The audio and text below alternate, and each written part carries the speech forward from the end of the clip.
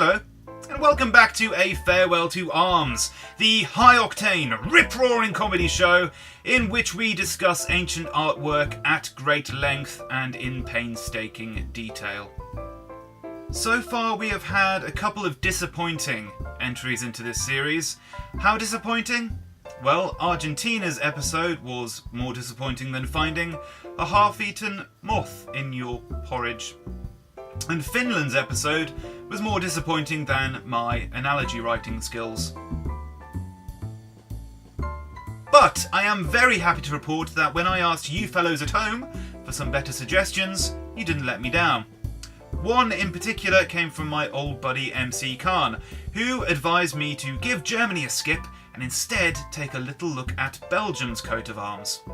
He did also go on to say that I'm like the son he never had, except he does actually have a son, but deep down in his heart of hearts he kind of prefers me and wishes we were biologically related and blah blah blah, etc, etc. Anyway, he goes on forever, but thanks mate, it's a really good suggestion, so let's go with Belgium. And here's why.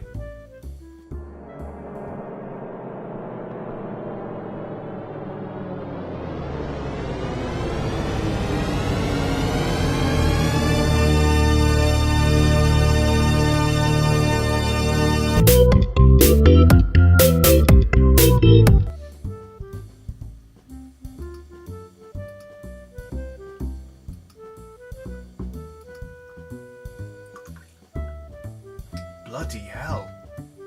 Now, Belgium is a country that is widely renowned and probably most famous for its Art Nouveau architecture and the works of 15th century Grandmaster Jan van Eyck.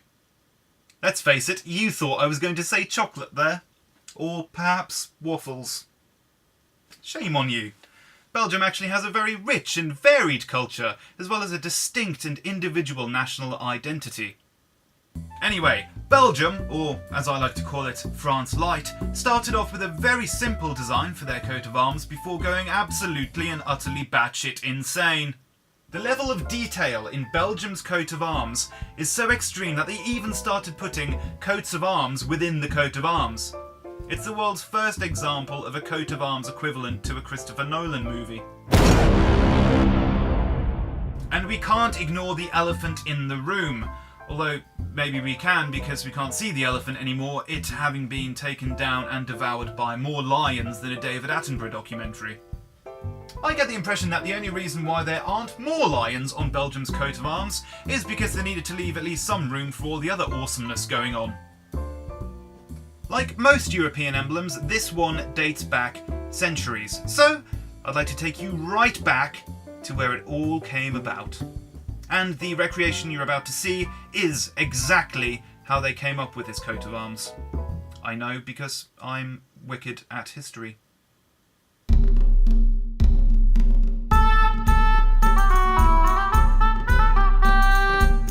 What vexes you, mine thane? What was that? I'm sorry, I'm speaking a little bit Flemish today. I said I'm toying with the idea of making a new coat of arms. Oh yeah? What are you thinking? I'm picturing lions. Loads of lions. Oh, okay. I do know a chap in Finland that's pretty good at drawing lions. Hello! Ah, not you!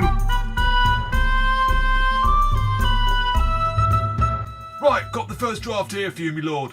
How's this? More lions, I reckon.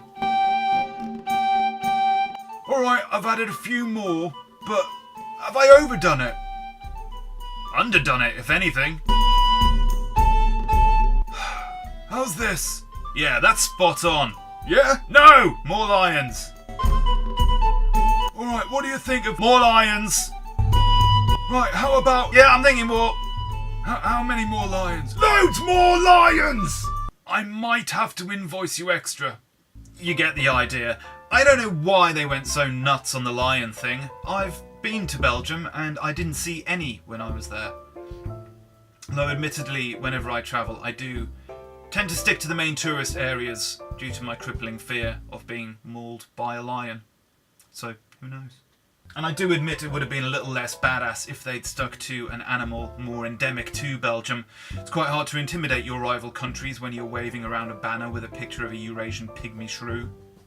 Without sitting here digging into the details, and quite frankly I don't have a spare 10 hours, there's not much more to be said about Belgium's coat of arms, other than thank you, and well done for showing everyone else how it's done. Let's do the roundup. Originality! Unfortunately, they slightly let the ball drop on this one, since every country in Europe seemed obsessed about putting lions on their coat of arms, which baffles me. But they do make up a few points with their little embellishments that help set it aside. So, nice one. Let's give her a C. Artistic skill. Not only are the lions very well rendered, and I do mean that on an anatomical level as well, but they've even gone as far as using lighting and shading techniques to give the whole thing a realistic 3D effect. That's how to draw a coat of arms really good. A badassery. You've got lions. You've got some armour there. Yeah? You've got pointy spears. You've even got venomous snakes. Oh wait, they're just tassels. Never mind. B+. Effort. Another straight A for sure. This is what Finland's coat of arms could have looked like had they just put in a bit more effort.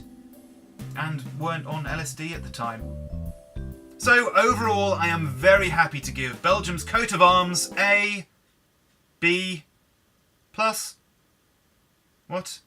It would have gotten an A- overall, or perhaps even a straight A, had it not let the ball drop slightly on the originality. But still a great result nonetheless. Well done to you all. The English still make better beer than you though. Just saying. As always, thank you, fellow people of Earth, for watching, and please don't forget to give this video a thumbs up if you'd like to see more from this series, and perhaps more regularly. Also, I am listening to your suggestions of what we should critique next, and there is a link below in the description box to a full gallery of all the coats of arms, so you can have a flick through and leave your thoughts and observations in the comments below. Oh, and lastly, if you get a spare minute, it'd be greatly appreciated if you tweeted this video at Belgium, just to let them know we think they did a great job. Here are the addresses. Cheerio!